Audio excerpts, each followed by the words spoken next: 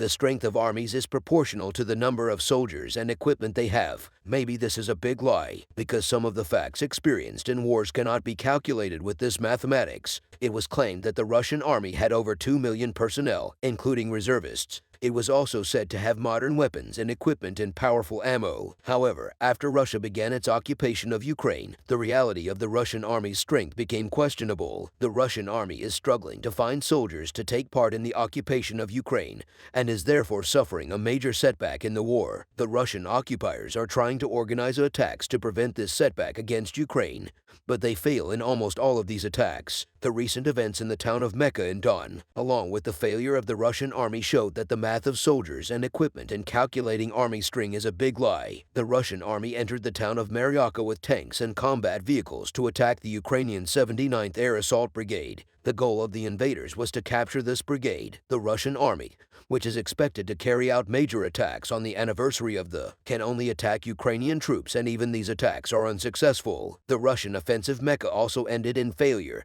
and only due to the perfect operation of one soldier. The Russian army set out with 5 tanks and 3 infantry fighting vehicles to attack the Ukrainian 79th Air Assault Brigade in Marka. As they approached the brigade, they encountered an unexpected develop. A Ukrainian soldier was in ambush to blow up tanks and vehicles belonging to the Russian occupiers. In this ambush, the Ukrainian soldier used the Javelin missile system, which was added to the Ukrainian army's inventory. With the help of U.S. aid packages, the Ukrainian soldier's historic attack was caught on camera. The Ukrainian Defense Ministry posted on its social media the footage of the explosion of the tanks of the Russian invaders targeted by the heroic Ukrainian soldier. The Ministry of Defense wrote the following in its post-Mariaka Donk region. Ukrainian soldier, a brilliant operator of Javelin, destroyed 5 Russian tanks in one battle. American weapon in Ukrainian hands works wonder. In total, enemy lost 5 tanks and 7 IFWS in that sector that day. In its post, the Ukrainian Defense Ministry referred to the Ukrainian soldier as a brilliant operator because the Ukrainian soldier had single-handedly accomplished an attack that could have been carried out by an army. When the Ukrainian soldier saw the tanks of the Russian invaders approaching the Bry, he placed Javelin missile systems in different areas. The tents of the Russian invaders were the target of the Javelin missiles. The soldier waited for the best time to fire the missiles. When the time came, the missiles were fired. One by one, the Javelin missiles blew up the tanks in the Russian invaders' tank convoy. In the video shared by the Ukrainian Defense Ministry about the moment of the attack, it is seen that the tanks caught fire. After a violent explosion,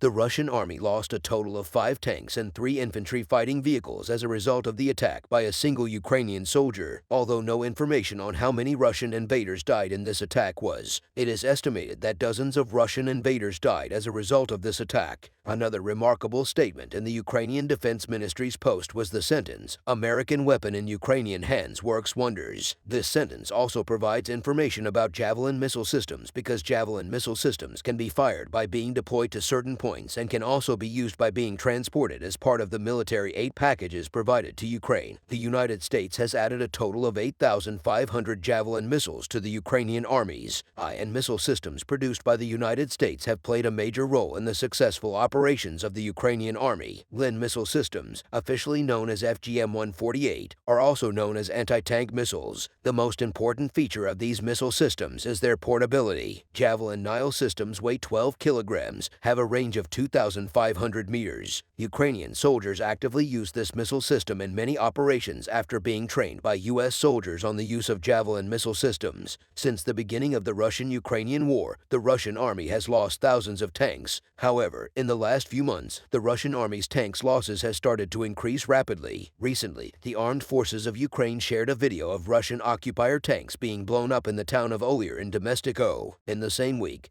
the Ukrainian Security Service shared a video of Ukrainian drones targeting 5 T-72 tanks and then 2 S-3 howitzer of the Russian occupiers. In addition, pro-Ukrainian social media accounts continue to post videos of tank destruction in different regions every day. The General Staff of the Armed Forces of Ukraine recently announced that Russia lost 16 tanks, 24 armored vehicles, and 3 drones in 24 hours. In total, the Russian army lost 3,397 tanks, 6,658 armored combat vehicles from the day it started its occupation of Ukraine until March 3rd. Military aids from Western and European countries play an important role in the successful offenses of the Ukrainian army. The United States of America is at the forefront of these military aids since the beginning of the United States has provided Ukraine with nearly $50 billion in military aid. These 8 packages determine the course of the Russian-Ukrainian war. The United States has provided the Ukrainian army with important military equipment such as HIMARS and Java missile systems, Patriot air defense systems,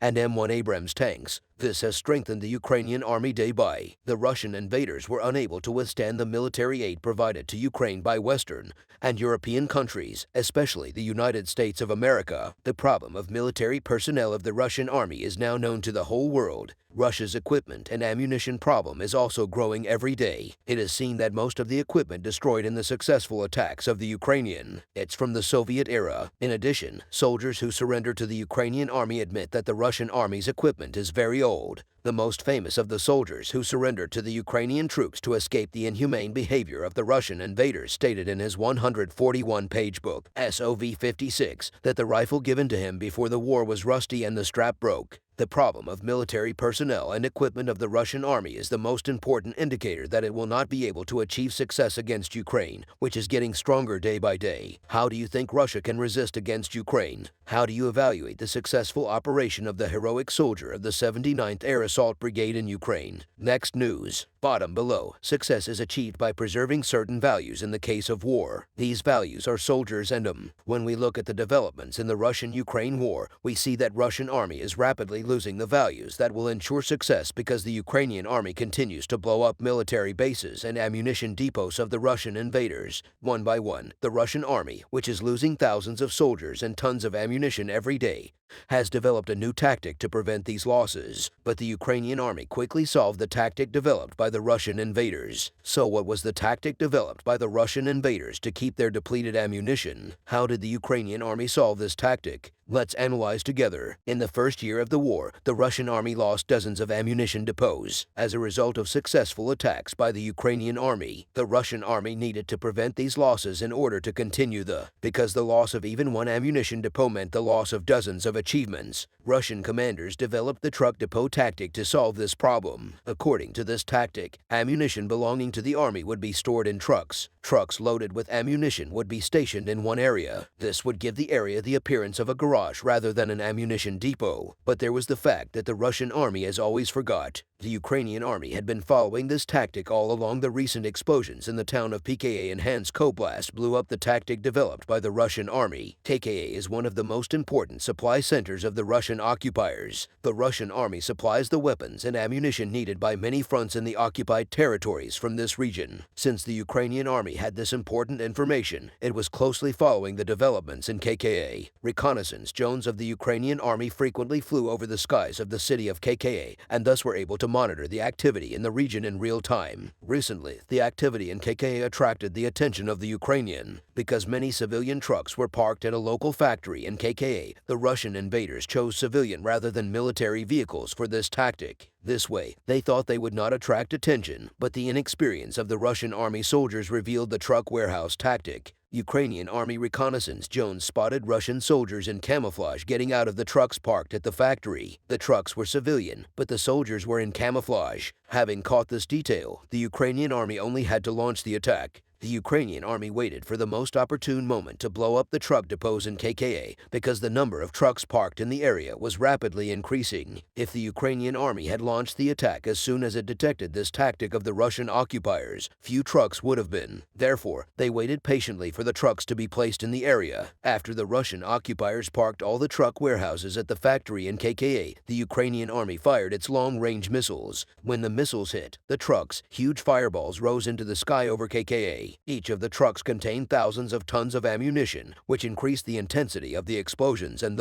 once again, the Russian army suffered a huge loss due to inexperienced soldiers. Sarah Hayday, the Lodge's regional military administration, commented on this development in KKA. In a statement on his Telegram account, Haida said. In KKA, the Russians tried to hide their trucks with ammunition on the territory of the local factory. An explosion occurred. The Russian army lost thousands of tons of ammunition in a tactic to preserve its dwindling ammunition. Russian leader of Vladimir Putin and the military authorities have been trying to prevent the Russian army's decline against Ukraine with a series of measures and tactics. But without success, it is becoming clearer every day that the Russian army will lose this war. Just like the tactics tried and failed by the Russian army, Russian leader Vladimir Putin tried many different strategies during his invasion of Ukraine, but Putin also failed in his strategies. One of the most important of these strategies was to change the commanders in charge of the occupation of Ukraine. Vladimir Putin changed 2 commanders within 3 months. General Sergei Svi was dismissed after the setback against Ukraine. General Valery Garmo replaced Cyril Vikan.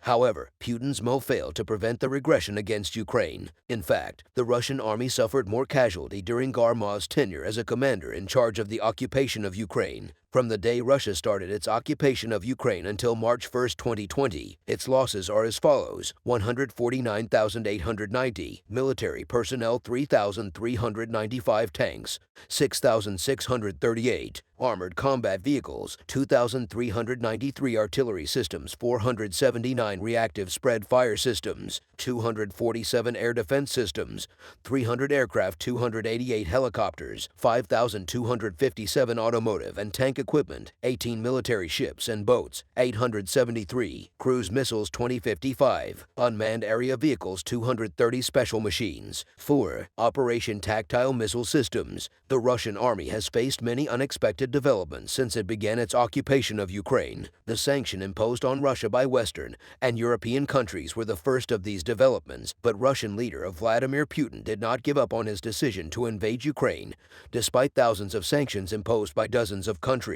Another important development that Russia did not expect was the aid sent to the Ukrainian. Western and European countries have provided billions of dollars worth of military aid to Ukraine. This aid helped Ukrainian army to strengthen and carry out successful operations against the Russian invaders. Putin, who was being quartered day by day, realized that the soldiers in the Russian army were insufficient in this war. A strategy had to be devised. In the face of this situation, Putin first declared compulsory mobilization, a fail to achieve the desired. Putin devised a strategy to solve the troop problem. According to this strategy, Putin included Chechen soldiers loyal to Ka, the leader of Chechnya, and soldiers belonging to the Wagner Group, a private military group in the invasion of Ukraine. Chechen soldiers and soldiers of the Wagner Group were deployed to occupy Ukraine regions where the Russian army was inadequate. The Wagner Group was particularly present in the Buk, Mud, and Sardar regions. Chechens were sent to the front to fill in the gaps in many different regions, but Putin's strategy weakened the Russian army even more. The Wagner Group did not listen to the orders of the Russian commanders and acted according to their own wishes. It also declared its successes at the front. Independent of the Russian army, Chechen soldiers were humiliated by the Russian army and the soldiers of the Wagner Group because of their race and beliefs. With these problems at the front, Chechen leader Ka and Wagner Group boss Ion began to criticize Putin as he got stronger. As with the tactics tried by commanders in the Russian army, Putin has failed in his strategies. Putin's failure made provision and Ka even more ambitious, because the people who rose up against the invasion of Ukraine wanted Putin to leave power. Caddy, Reverend Pirian realized this reality and attempted to gain a foothold in post-Putin Russian politics.